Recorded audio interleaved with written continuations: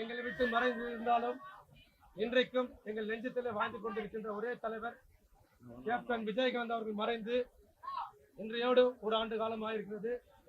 இந்த ஒரு ஆண்டு காலமாக அவருடைய நினைவிடத்திலே ஒரு கேப்டன் ஆலயமாக உருவாக்கி தினந்தோறும் வருகின்ற அனைத்து மக்களுக்கும் அன்னதானத்தை வழங்கி கொண்டு சிறப்பு பூஜைகளை செய்து கொண்டிருக்கின்றோம். இந்த முறை இன்றைக்கு நினைவு நாளை முன்னிட்டு தமிழகத்தில் இருக்கின்ற அத்தனை மாவட்ட செயலாளர்கள் கேட்டுக்கொண்டதற்கு இணங்க இந்த நினைவு நாளை கேப்டன் அவர்கள் குரு பூஜையாக கொண்டாட வேண்டும் என்று அனைவரும் கோரிக்கை வைத்த அடிப்படையில் இன்றைக்கு குரு பூஜை நாங்கள் நடத்தி கொண்டிருக்கின்றோம். அதற்கு முறையாக நம்முடைய தேர்தல் ஆணையத்தில் இருந்து பேரணியாக வருவதற்கு நாங்கள் அனுமதி கேட்டிருந்தோம். நாங்கள் கடிதம் கொடுத்தது 5/12/2024. எங்களுக்கு மறுப்பு செய்தி வந்து கொடுத்தது நேற்று மாலை 4 மணிக்கு. நாங்கள் கொடுத்த கடிதத்திற்கு ஒரு 5 நாளுக்கு இல்லை 10 நாளுக்கு பிறகு கொடுத்திருந்தால் நாங்கள் நீதிமன்றத்தை அணுகி இந்த பேரணிக்கு அனுமதியை பெற்றிருப்போம். வேண்டுமென்றவே திட்டமிட்டு இந்த காவல்துறை நேற்று வந்து எங்களிடத்திலே அனுமதி மறுப்பு என்ற செய்தியை கொடுத்திருக்கிறார்கள். மிகவும் கண்டிக்கத்தக்கது. இன்றைக்கு தமிழக அரசியல் வரலாற்றிலே மறைந்த பேரறிஞர் அண்ணா, புரட்சி தலைவர் எம்ஜிஆர், டாக்டர் கலைஞர், புரட்சி தலைவர் ஜெயலலிதா அவர்களுக்கெல்லாம் நினைவு நாள் வந்தாலும் பிறந்த நாள் வந்தாலும் தொடர்ந்து பேரணியாக முன்பு இருந்தது மன்ரோசில் இருந்து மெரினா பீச்சுக்கு நடப்பாங்க. இப்போது அந்த மேம்பாலத்தில் இருந்து அவருடைய நினைவிடத்துக்கு வருகிறார்கள். எங்களிடத்திலும் மினிமம் ஒரு 500 to 800 மீட்டர் தான். இது அனுமதி கொடுத்திருக்கலாம்.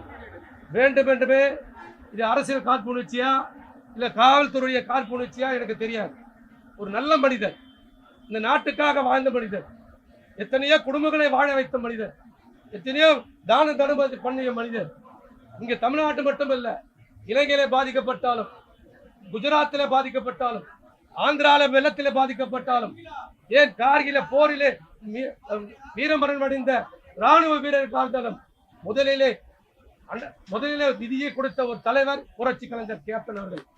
அப்படிப்பட்ட நல்ல மனிதனுக்கு இன்றைக்கு காவல்துறை மறுத்திருக்கிறது. இப்போது அன்பான ஒரு வேண்டுகோள் உங்கள் மூலியமா தமிழக முதல்வருக்கு நான் கேட்டுக்கொள்கிறேன். இன்னும் 1 மணி நேரம் இருக்கிறது. இந்த செய்தியை பார்த்து முதல்வர் அவர்கள் மாநகர ஆணையருக்கும் இங்க இருக்கின்ற டிசி அவர்களுக்கும் ஒரு உத்தரவை போட்டு பேரணியை அனுமதியாக நடத்துவதற்கு அனுமதி தர வேண்டும் என்று நான் தாய்மொழி கேட்டுக்கொள்கிறேன். முதலமைச்சர் சந்தித்து பேசும்போது இதை பத்தி கேட்டீங்களா? அனுமதி அதை பத்திலாம் நாங்க எதுவுமே கேட்கல. அப்ப காவல்துறை எங்களுக்கு மறுப்புன்னு எனக்கு சொல்லல.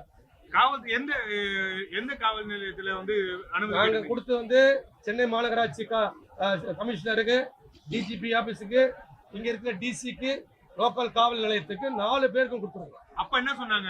அப்பெல்லாம் எந்த பதிலும் சொல்லல. காவல் ஏசி வந்து பார்த்தாரு, டிசி வந்து பார்த்தாங்க, ஐஎஸ்சில வந்து பார்த்தாங்க. எங்கிருந்து வர போறீங்க, எப்படி கூட்டின்னு போறீங்க, உள்ளெல்லாம் என்ன பண்ண போறீங்க, எல்லா வசதியும் செஞ்சு கொடுத்துருக்கோம். இப்போ அனுமதி மறுப்புக்கு என்ன காரணம் சொல்றாங்க போலீஸ்? காரணத்தை இது வந்து மெயின் ரோடு, அனுமதி கிடையாது. அப்போ Marina beach road main road இல்லையா, இல்ல மவுண்ட் ரோடு மெயின் ரோடு இல்லையா? சொல்லுங்க பாப்போம். எல்லாமே இருக்குது. மிஞ்சி போனா ஒரு 1/2 மணி நேரம் 1 மணி நேரம் தான். சரி, இப்ப அனுமதி மறுத்துட்டாங்க. தேமுதிக என்ன பண்ண போகுது? அது வந்து நம்ம என்னுடைய அந்நியாரையும் நம்ம சிறிசாரையும் நாங்க பேசியிருக்கிறோம். அவர் வந்து முடிவு எடுப்பார்கள். அதன்படி அனைவரும் ஒன்று சேரும். தடையை மீறி பண்ண போறீங்களா? தடை மீறி அது அனுமதி வந்து நம்முடைய அந்நியார் வந்து தந்துட்ட பிறகுதான் அது சொல்ல முடியும். சார், இப்ப நீங்க டிசி கிட்ட பேசுனீங்க, என்ன சொல்றாங்க? அவங்க இதே சொல்றாங்க, உங்களுக்கு ப்ராப்பரா நீங்க உள்ள நல்லா இருக்குதா. நாங்க தான் எல்லாமே ஏற்பாடு பண்ணிட்டு இருந்தோம்.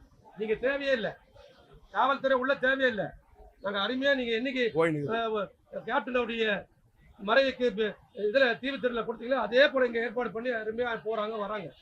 இன்னும் மக்கள் அதிகமாக வர போறாங்க. என்னோட தொண்டர்கள், மாவட்ட செயலாளர்கள், ஒன்றிய செயலாளர், நகர செயலாளர், பேரூர் செயலாளர், பகுதி செயலாளர்கள், அடிமட்ட தொண்டன் முதல் இன்றைக்கு கேப்டனை பார்ப்பதற்கு வருவான். அதை தடுப்பதற்கு தான் இந்த காவல்துறை சதி செய்திருக்கிறது. கேப்டன் புகழ், கேப்டன் புகழ், மக்கள் தலைவி அந்நியார், மக்கள் தலைவி அந்நியார், மக்கள் தலைவி அந்நியார், கேப்டன் புகழ்.